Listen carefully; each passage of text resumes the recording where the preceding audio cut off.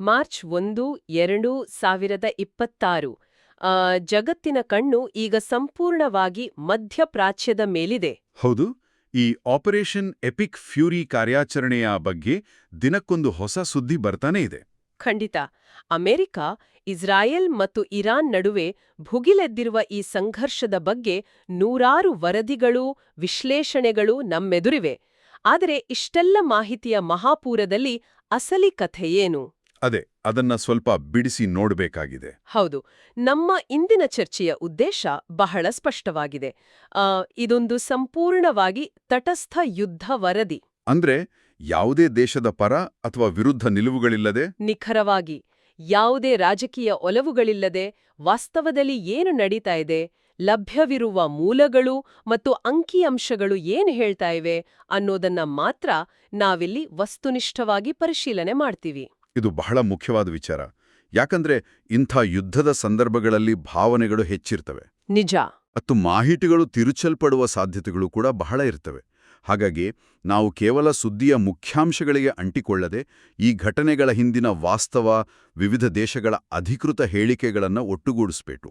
ಹೌದು, ಮತ್ತು ಅಲ್ಲಿನ ನೈಜ ಅಂಕಿಅಂಶಗಳನ್ನು ಸೇರಿಸಿ ಒಂದು ಸ್ಪಷ್ಟವಾದ ಚಿತ್ರಣವನ್ನ ಕಟ್ಟಿಕೊಡುವ ಪ್ರಯತ್ನ ನಮ್ದು. ಖಂಡಿತ. ನಮ್ಮೆದುರಿಡುವ ವರದಿಗಳನ್ನ, ಮಿಲಿಟರಿ ಹೇಳಿಕೆಗಳನ್ನ ಒಂದು ಲಾಜಿಕಲ್ ದೃಷ್ಟಿಕೋನದಿಂದ ನೋಡಬೇಕಾಗಿದೆ. ಸರಿ, ಈ ಇಡೀ ಸಂಘರ್ಷದ ಹಿನ್ನೆಲೆಯನ್ನ ಅರ್ಥ ಮಾಡ್ಕೊಳ್ಳೋಕೆ ನಾವು ನೇರವಾಗಿ ಇವತ್ತಿಂದ ಶುರು ಮಾಡಿದ್ರೆ ಸಾಲ್ದು ಅನ್ಸತ್ತೆ. ಸ್ವಲ್ಪ ಹಿಂದಕ್ಕೆ ಹೋಗ್ಬೇಕು. ಹೌದು, ಜೂನ್ 2025ಕ್ಕೆ. ಯಾಕಂದ್ರೆ ಈ ವರ್ಷದ ಫೆಬ್ರವರಿಯಲ್ಲಿ ಶುರುವಾದ ಈ ಬೃಹತ್ ಕಾರ್ಯಾಚರಣೆ ಏಕಾಏಕಿ ರಾತ್ರೋರಾತ್ರಿ ನಡೆದಿದ್ದಲ್ಲ. ನಮ್ಗೆಲ್ಲ ನೆನಪಿರೋ ಹಾಗೆ ಜೂನ್ 13, 2025ರಂದು ಇರಾನಿನ ಪರಮಾಣು ಮಾತುಕತೆಗಳು ಸಂಪೂರ್ಣವಾಗಿ ವಿಫಲವಾಯಿತು. ಆ ಮಾತುಕತೆ ಮುರಿದುಬಿದ್ದ ತಕ್ಷಣವೇ ಇಸ್ರೇಲ್ ಸುಮ್ಮನೆ ಇರಲಿಲ್ಲ. ಇರಾನಿನ ಪರಮಾಣು ನೆಲೆಗಳ ಮೇಲೆ ಭಾರೀ ದಾಳಿ ನಡೆಸಿತು. ಹೌದು, ಆ ದಾಳಿಯಲ್ಲಿ IRGCಯ ಪ್ರಮುಖ ನಾಯಕರು ಕೂಡ ಹತರಾಗಿದ್ರು. ಅದಾದ ನಂತರ ಜೂನ್ 24ನೇ ತಾರೀಕು ಒಂದು ಸಣ್ಣ ಕದನ ವಿರಾಮ ಕೂಡ ಘೋಷಣೆ ಆಗಿತ್ತು. ಆದ್ರೆ ಅದು ಕೇವಲ ಒಂದು ತಾತ್ಕಾಲಿಕ ಬ್ರೇಕ್ ಅಷ್ಟೇ ಆಗಿತ್ತು. ನಿಜ. ಈಗ ಫೆಬ್ರವರಿ 2026ರ ಹೊತ್ತಿಗೆ ಅಮೆರಿಕ ಮತ್ತು ಇಸ್ರೇಲ್ ಜಂಟಿಯಾಗಿ ಈ ಆಪರೇಷನ್ ಎಪಿಕ್ ಫ್ಯೂರಿ ಅನ್ನೋ ಬಹುದೊಡ್ಡ ಕಾರ್ಯಾಚರಣೆಯನ್ನ ಅಖಾಡಕ್ಕೆ ಇಳಿಸಿವೆ. ನಾವು ಇದನ್ನೇ ಸ್ವಲ್ಪ ವಿಶಾಲ ದೃಷ್ಟಿಕೋನದಿಂದ ನೋಡಿದಾಗ ಈ ಆಪರೇಷನ್ ಎಪಿಕ್ ಫ್ಯೂರಿ ಕೇವಲ ಒಂದು ಪ್ರತಿದಾಳಿ ಅಥವಾ ಟಿಟ್ ಫಾರ್ ಟ್ಯಾಟ್ ಅಂತ ಅನ್ಸೋದಿಲ್ಲ. ಮತ್ತೇನು? ಇದೊಂದು ವ್ಯವಸ್ಥಿತವಾದ ಇಡೀ ಭಾಗದ ಭೌಗೋಳಿಕ ಮತ್ತು ರಾಜಕೀಯ ಸಮೀಕರಣಗಳನ್ನ ಸಂಪೂರ್ಣವಾಗಿ ಬದಲಾಯಿಸುವ ಒಂದು ಮಾಸ್ಟರ್ ಪ್ಲಾನ್ ತರ ಕಾಣಿಸ್ತಾ ಇದೆ. ಅಂದ್ರೆ ಇದರ ಹಿಂದಿನ ಉದ್ದೇಶ ಬಹಳ ದೊಡ್ಡದಿದೆ ಅಂತೀರಾ? ಖಂಡಿತ. ಇಲ್ಲಿನ ಮೂಲಭೂತ ಪ್ರಶ್ನೆ ಯಾಕೆ ಎಂಬುದು. ಇರಾನ್ನ ಪರಮಾಣು ಕಾರ್ಯಕ್ರಮವನ್ನು ತಡೆಯೋದು ಮತ್ತು ಆ ಭಾಗದಲ್ಲಿ ನಡೆಯುತ್ತಿರುವ ಪ್ರಾಕ್ಸಿ ಯುದ್ಧಗಳನ್ನು ಹತ್ತಿಕ್ಕುವುದು ಇದರ ಪ್ರಮುಖ ಉದ್ದೇಶ. ಆದ್ರೆ ಫೆಬ್ರವರಿ 27 ಮತ್ತು 28ರಂದು ನಡೆದ ಘಟನೆಗಳು ಮಾತ್ರ ಇಡೀ ವಿಶ್ವವೇ ಬೆಚ್ಚುಬೀಳುವಂತೆ ಮಾಡಿತು.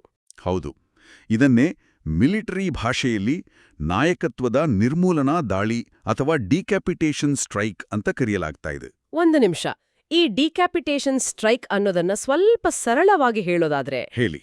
ಇದು ಒಂಥರ ಚದುರಂಗದಾಟದಲ್ಲಿ ನೇರವಾಗಿ ರಾಜನನ್ನೇ ಟಾರ್ಗೆಟ್ ಮಾಡಿ ಆಟ ಮುಗಿಸುವ ತಂತ್ರ ಅಲ್ವಾ? ನಿಖರವಾಗಿ ಹೇಳಿದ್ರಿ, ರಾಜನನ್ನೇ ಗುರಿಯಾಗಿಸುವುದು. ನಮ್ಮ ಮುಂದಿರುವ ವರದಿಗಳ ಪ್ರಕಾರ ಅಮೆರಿಕದ ಗುಪ್ತಚರ ಮಾಹಿತಿಯ ನೆರವಿನೊಂದಿಗೆ ಇಸ್ರೇಲ್ನ ಯುದ್ಧ ವಿಮಾನಗಳು ಕೇಂದ್ರ ಟೆಹರಾನ್ನಲ್ಲಿರುವ ಇರಾನ್ನ ಸುಪ್ರೀಂ ಲೀಡರ್ ಆಯತುಲ್ಲಾ ಅಲಿ ಖಮೇನಿ ಅವರ ಕಾಂಪೌಂಡ್ ಮೇಲೆ ದಾಳಿ ಮಾಡಿವೆ. ಅದು ಬೆಳಗ್ಗೆ ಸರಿಯಾಗಿ 9:45ಕ್ಕೆ ನಡೆದ ಘಟನೆ. ಹೌದು, ಸುಮ್ನೆ 1 ಅಥವಾ 2 ಬಾಂಬ್ ಅಲ್ಲ, ಸುಮಾರು 30 ನಿಖರ ಮಾರ್ಗದರ್ಶಿ ಬಾಂಬ್ಗಳನ್ನ, ಅಂದ್ರೆ ಪ್ರಿಸಿಷನ್ ಗೈಡೆಡ್ ಬಾಂಬ್ಸ್ ಅನ್ನ ಆ ಒಂದು ಕಟ್ಟಡದ ಮೇಲೆ ಹಾಕಲಾಗಿದೆ. ಆ ಸಮಯದಲ್ಲಿ ಅಲ್ಲಿ ಉನ್ನತ ಮಟ್ಟದ ಕಮಾಂಡರ್ಗಳ ಜೊತೆ ಒಂದು ಮಹತ್ವದ ಸಭೆ ನಡೀತಾ ಇತ್ತು. ಈ ಪ್ರಿಸಿಷನ್ ಗೈಡೆಡ್ ಬಾಂಬ್ಸ್ ಬಗ್ಗೆ ಹೇಳೋದಾದ್ರೆ, ಈ ಬಾಂಬ್ಸ್ GPS ಮತ್ತು ಲೇಸರ್ ತಂತ್ರಜ್ಞಾನವನ್ನ ಬಳಸಿ ಎಷ್ಟೇ ದಟ್ಟವಾದ ಕಟ್ಟಡವಿದ್ರೂ ನಿಗದಿತ ಗುರಿಯನ್ನೇ ನಿಖರವಾಗಿ ನಾಶ ಮಾಡುವ ಸಾಮರ್ಥ್ಯ ಹೊಂದಿರ್ತವೆ. ಅಂದ್ರೆ ತಪ್ಪಿಸ್ಕೊಳ್ಳೋದು ಕಷ್ಟ. ಹೌದು, ಆ ದಾಳಿಯ ತೀವ್ರತೆ ಎಷ್ಟಿತ್ತಂದ್ರೆ ಬಂಕರ್ಗಳಿಗೆ ತೆರಳಲು ಮೊದಲೇ ಎಚ್ಚರಿಕೆಗಳನ್ನು ನೀಡಿದ್ರೂ ಸಹ ಯಾರೊಬ್ಬರಿಗೂ ಅಲ್ಲಿಂದ ತಪ್ಪಿಸಿಕೊಳ್ಳಲು ಸಾಧ್ಯವಾಗಲಿಲ್ಲ. ವರದಿಗಳು ಬಹಳ ಆಘಾತಕಾರಿಯಾಗಿವೆ. ಸುಪ್ರೀಂ ಲೀಡರ್ ಖಮೇನಿ, ಅವರ ಮಗಳು, ಮೊಮ್ಮಗಳು ಮತ್ತು ಇರಾನಿನ ರಕ್ಷಣಾ ಸಚಿವ ಅಮೀರ್ ನಾಸಿರ್ ಜಾಡೆ ಜೊತೆಗೆ IRGC commander in chief Mohammad Pakpour ಸೇರಿದಂತೆ ಹಲವು ಪ್ರಮುಖ ನಾಯಕರು ಈ ದಾಳಿಯಲ್ಲಿ ಸಾವನ್ನಪ್ಪಿದ್ದಾರೆ. ದಾಳಿಯ ನಂತರದ ಸ್ಯಾಟಲೈಟ್ ಚಿತ್ರಗಳು ಕೂಡ ಬಿಡುಗಡೆ ಆಗಿವೆ ಅಲ್ವಾ? ಹೌದು, ಆಡಳಿತ ವಿಭಾಗ ಮತ್ತು ಸಂಪರ್ಕ ಕೇಂದ್ರವಿದ್ದ ಆ ಇಡೀ ಕಾಂಪೌಂಡ್ ಸಂಪೂರ್ಣವಾಗಿ ಮಣ್ಣು ಪಾಲಾಗಿರುವುದನ್ನ ಆ ಚಿತ್ರಗಳು ದೃಢಪಡಿಸಿವೆ. ಇಲ್ಲಿ ಬಹಳ ಮುಖ್ಯವಾಗಿ ನಾವು ಐಆರ್ಜಿಸಿ ಬಗ್ಗೆ ಮಾತನಾಡಬೇಕು. ಈ ಐಆರ್ಜಿಸಿ ಅಂದ್ರೆ ಕೇವಲ ಸಾಮಾನ್ಯ ಸೈನ್ಯ ಅಲ್ಲ ಅಲ್ವೇ? ಖಂಡಿತ ಅಲ್ಲ. ಅದು ಇರಾನ್ನ ಆರ್ಥಿಕತೆ, ರಾಜಕೀಯ ಮತ್ತು ಭದ್ರತೆಯನ್ನ ಸಂಪೂರ್ಣವಾಗಿ ನಿಯಂತ್ರಿಸುವ ಪ್ರಬಲ ಶಕ್ತಿ. ಅಂತಹ ಪಡೆಯ ಕಮಾಂಡರ್ ಇನ್ ಚೀಫ್ ಅವರೇ ಈ ದಾಳಿಯಲ್ಲಿ ಹತರಾಗಿದ್ದಾರೆ ಎಂದರೆ ಅದು ಇರಾನ್ನ ಆಂತರಿಕ ಭದ್ರತೆಯ ಮೇಲೆ ಎಷ್ಟು ದೊಡ್ಡ ಪೆಟ್ಟು ಬಿದ್ದಿದೆ ಅನ್ನೋದನ್ನ ತೋರಿಸುತ್ತೆ. ನಿಜ. ಹಾಗಾದ್ರೆ ಈ ಮಟ್ಟದ ದಾಳಿಯ ಹಿಂದಿನ ಒಟ್ಟು ಉದ್ದೇಶಗಳೇನು? ಅಮೆರಿಕ ಮತ್ತು ಅಧ್ಯಕ್ಷ ಟ್ರಂಪ್ ಅವರ ಹೇಳಿಕೆಗಳನ್ನ ಗಮನಿಸಿದ್ರೆ ಇದರ ಹಿಂದಿನ ದೊಡ್ಡ ಪಿಕ್ಚರ್ ಏನು ಅಂತ ಅರ್ಥ ಆಗುತ್ತೆ. ಹೌದು, ಟ್ರಂಪ್ ಅವರು ತಮ್ಮ ಟ್ರೂತ್ ಸೋಷಿಯಲ್ ಖಾತೆಯಲ್ಲಿ ಮತ್ತು ಸಾರ್ವಜನಿಕ ಹೇಳಿಕೆಗಳಲ್ಲಿ ಈ ಕಾರ್ಯಾಚರಣೆಯ ಬಗ್ಗೆ ವಿವರವಾಗಿ ಮಾತನಾಡಿದ್ದಾರೆ. ಇಲ್ಲಿ ಸ್ಪಷ್ಟವಾಗಿ ಎರಡು ರೀತಿಯ ಗುರಿಗಳನ್ನ ನಾವು ನೋಡಬಹುದು. ಒಂದು ಮಿಲಿಟರಿ ಗುರಿ, ಮತ್ತೊಂದು ರಾಜಕೀಯ ಗುರಿ. ಮಿಲಿಟರಿ ಗುರಿಯ ಬಗ್ಗೆ ಹೇಳೋದಾದ್ರೆ, ಮೊದಲನೇದಾಗಿ ಇರಾನ್ ಪರಮಾಣು ಶಸ್ತ್ರಾಸ್ತ್ರಗಳನ್ನು ಹೊಂದುವುದನ್ನ ಸಂಪೂರ್ಣವಾಗಿ ತಡೆಯುವುದು. ಎರಡನೇದಾಗಿ ಬ್ಯಾಲಿಸ್ಟಿಕ್ ಕ್ಷಿಪಣಿಗಳ ಉತ್ಪಾದನಾ ನೆಲೆಗಳನ್ನ ನಾಶಪಡಿಸುವುದು. ಮತ್ತೆ ಮೂರನೇದು ಹಿಜ್ಬುಲ್ಲಾನಂತಹ ಪ್ರಾಕ್ಸಿ ನೆಟ್ವರ್ಕ್ಗಳನ್ನು ದುರ್ಬಲಗೊಳಿಸುವುದು. ಅಂದ್ರೆ ಈ ಪ್ರಾಕ್ಸಿ ನೆಟ್ವರ್ಕ್ ಅನ್ನೋದು ಇರಾನ್ ನೇರವಾಗಿ ಯುದ್ಧ ಮಾಡದೆ ಹೌದು, ಬೇರೆ ದೇಶಗಳಲ್ಲಿರುವ ಇಂಥ ಸಶಸ್ತ್ರ ಗುಂಪುಗಳಿಗೆ ಹಣ ಮತ್ತು ಶಸ್ತ್ರಾಸ್ತ್ರ ನೀಡಿ ಪರೋಕ್ಷವಾಗಿ ಯುದ್ಧ ಮಾಡಿಸೋದು. ಇದಲ್ಲದೆ ಪ್ರಮುಖವಾಗಿ ಹಾರ್ಮುಜ್ ಜಲಸಂಧಿಯನ್ನ ರಕ್ಷಿಸಲು ಇರಾನ್ನ ನೌಕಾಪಡೆಯನ್ನ ನಾಶ ಮಾಡುವ ಉದ್ದೇಶವನ್ನ ಕೂಡ ಅಮೆರಿಕ ಹೊಂದಿದೆ. ಹೌದು, ಹಾರ್ಮುಜ್ ಜಲಸಂಧಿ ಬಹಳ ಮುಖ್ಯವಾದ ಜಾಗ. ಈ ಹಾರ್ಮುಜ್ ಜಲಸಂಧಿ ಬಗ್ಗೆ ನಾವು ಸ್ವಲ್ಪ ಬಿಡಿಸಿ ಹೇಳೋಣ. ಮ್ಯಾಪ್ನಲ್ಲಿ ನೋಡಿದ್ರೆ ಅದೊಂದು ಸಣ್ಣ ನೀರಿನ ದಾರಿ ತರಹ ಕಾಣಿಸುತ್ತೆ. ಆದ್ರೆ ಇಡೀ ಜಗತ್ತು ಯಾಕೆ ಅದರ ಬಗ್ಗೆ ಇಷ್ಟು ತಲೆ ಕೆಡಿಸ್ಕೊಳ್ಳುತ್ತೆ? ಯಾಕಂದ್ರೆ ಜಗತ್ತಿನ ಒಟ್ಟು ತೈಲ ಪೂರೈಕೆಯ ಬಹುದೊಡ್ಡ ಭಾಗ ಇದೇ ಜಲಸಂಧಿಯ ಮೂಲಕ ಹಾದು ಹೋಗಬೇಕು. ಹೌದು, ಇರಾನ್ ತನ್ನ ನೌಕಾಪಡೆಯ ಮೂಲಕ ಈ ಜಲಸಂಧಿಯನ್ನ ಬ್ಲಾಕ್ ಮಾಡಿದ್ರೆ ಇಡೀ ಜಗತ್ತಿನಲ್ಲಿ ಪೆಟ್ರೋಲ್ ಡೀಸೆಲ್ ಹಾಹಾಕಾರ ಶುರುವಾಗತ್ತೆ. ಅದಕ್ಕಾಗಿಯೇ ಅಮೆರಿಕ ಇರಾನ್ನ ಆ ನೌಕಾ ಸಾಮರ್ಥ್ಯವನ್ನೇ ಮುರಿಯಲು ಮುಂದಾಗಿದೆ. ನಿಖರವಾಗಿ ಹೇಳಿದ್ದೀರಿ. ಅದು ಕೇವಲ ಮಿಲಿಟರಿ ಸ್ಟ್ರಾಟಜಿ ಅಲ್ಲ, ಅದೊಂದು ಜಾಗತಿಕ ಆರ್ಥಿಕತೆಯ ಜೀವನಾಡಿಯ ರಕ್ಷಣೆ ಕೂಡ ಹೌದು.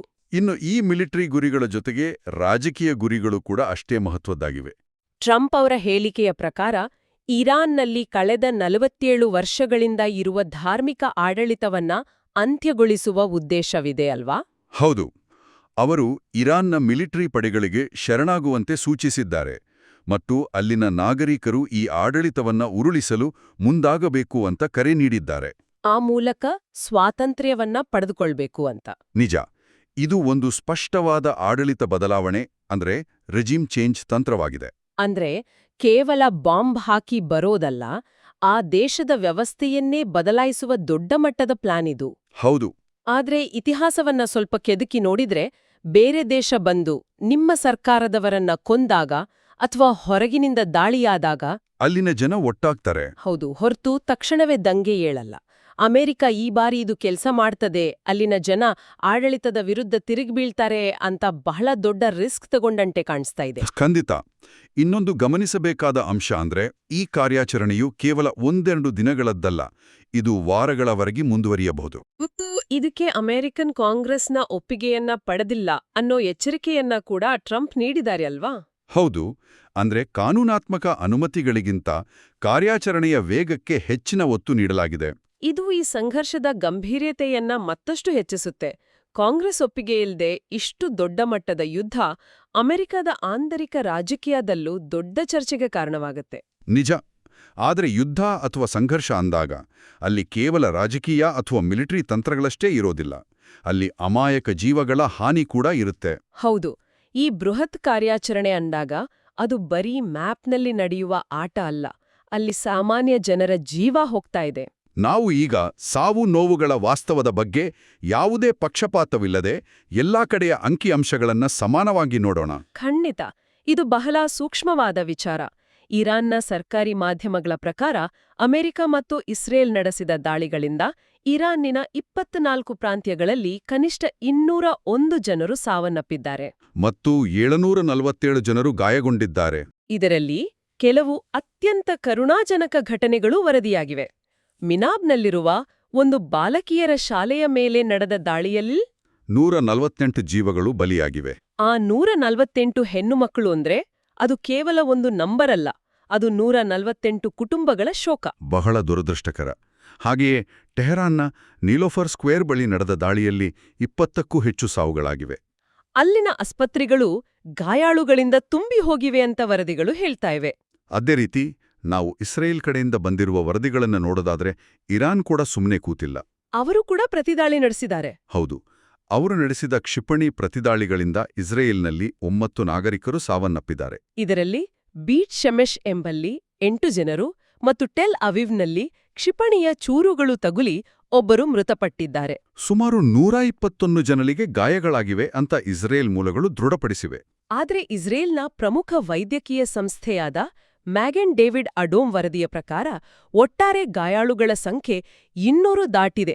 ಹೌದು, ಇಸ್ರೇಲ್ನ ವಾಯು ರಕ್ಷಣಾ ವ್ಯವಸ್ಥೆ ಅಮೆರಿಕದ ನೆರವಿನೊಂದಿಗೆ ಇರಾನ್ನ ಬಹುಪಾಲು ಕ್ಷಿಪಣಿಗಳನ್ನು ಆಕಾಶದಲ್ಲೇ ತಡೆಹಿಡಿದು ನಾಶ ಮಾಡಿದೆ. ಆದ್ರೂ ಈ ಸಾವು ನೋವುಗಳು ಸಂಭವಿಸಿವೆ ಅಂದ್ರೆ ಇರಾನಿನ ದಾಳಿಯ ತೀವ್ರತೆಯೂ ಕಡಿಮೆ ಇರ್ಲಿಲ್ಲ ಎಂದರ್ಥ. ಖಂಡಿತ.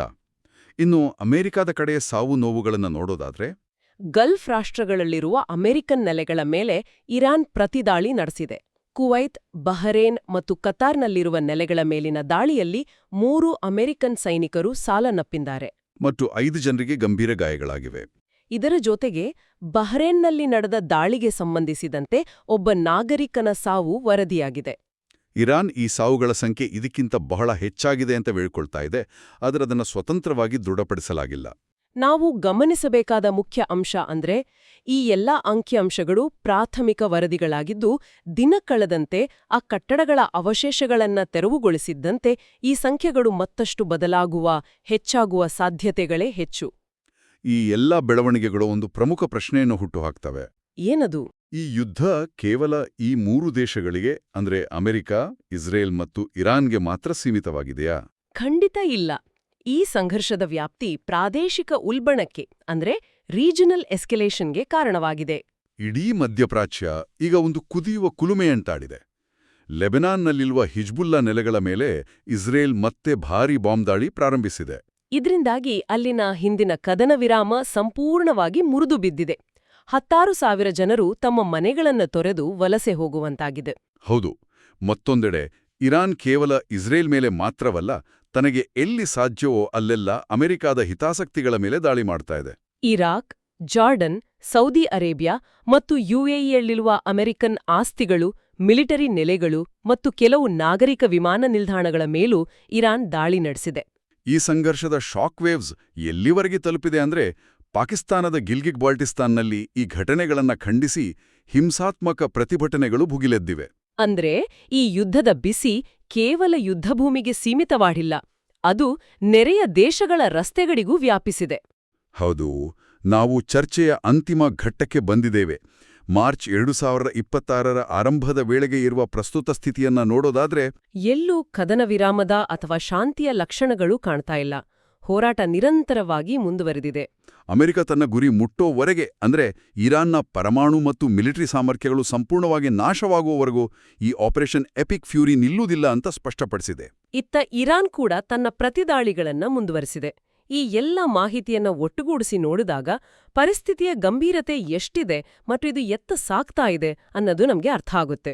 ಖಂಡಿತ. ನಾವೆಲ್ಲ ಇದನ್ನೆಲ್ಲ ಕೇಳುವಾಗ ಸಹಜವಾಗಿ ಅನಿಸ್ಬೋದು, ಇದು ಯಾವುದೋ ದೂರದ ದೇಶಗಳಲ್ಲಿ ನಡೆಯುತ್ತಿರುವ ಯುದ್ಧ, ದಿನ ಟಿವಿಯಲ್ಲಿ ಬರುವ ಸುದ್ದಿ, ಇದಕ್ಕೂ ನಮಗೂ ಏನ್ ಸಂಬಂಧ ಅಂತ. ಆದ್ರೆ ನಾವು ಸುಮ್ಮನಾಗೋ ಹಾಗಿಲ್ಲ. ಯಾಕಂದ್ರೆ ಇದು ಪ್ರತಿಯೊಬ್ಬರ ದೈನಂದಿನ ಜೀವನದ ಮೇಲೂ ಪರೋಕ್ಷವಾಗಿ, ಕೆಲವೊಮ್ಮೆ ಪ್ರತ್ಯಕ್ಷವಾಗಿ ಪ್ರಭಾವ ಬೀರುತ್ತೆ.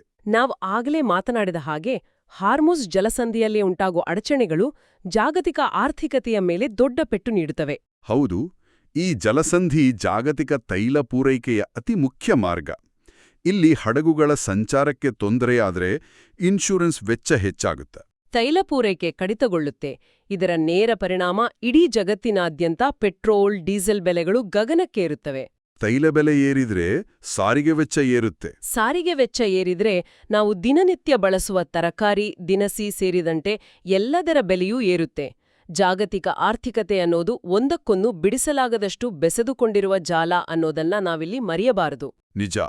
ಇದು ಕೇವಲ ಎರಡು ಸೇನೆಗಳ ನಡುವಿನ ಗುಂಡಿನ ಚಕಮಕಿಯಲ್ಲ, ಇದು ಜಾಗತಿಕ ಮಾರುಕಟ್ಟೆಯ ನಾಡಿಮಿಡಿತವನ್ನ ಬದಲಾಯಿಸುವ ಘಟನೆ. ಯುದ್ಧ ಎಲ್ಲೋ ನಡೀಬೋದು, ಆದ್ರೆ ಅದರ ಆರ್ಥಿಕ ಬಿಸಿ ಎಲ್ಲರ ಅಡಿಗೆಮನೆಗೂ ತಟ್ಟುತ್ತೆ.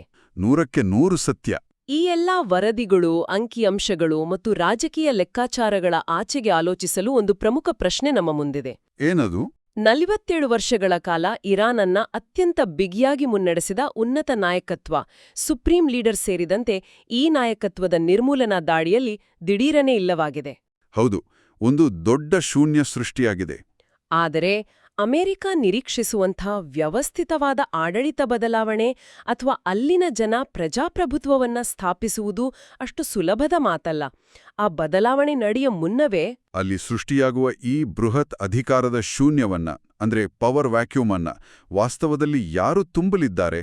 ಯಾರೋ ಮುಂದಿನ ನಾಯಕರಾಗ್ತಾರೆ ಅನ್ನೋ ಬೊಗಿ ವಿವಿಧ ಬಣಗಳ ನಡುವೆ, ಸೇನಾಧಿಕಾರಿಗಳ ನಡುವೆ ಆಂತರಿಕ ಸಂಘರ್ಷ ಶುರುವಾಗಲಿದೆಯೇ? ಖಂಡಿತ.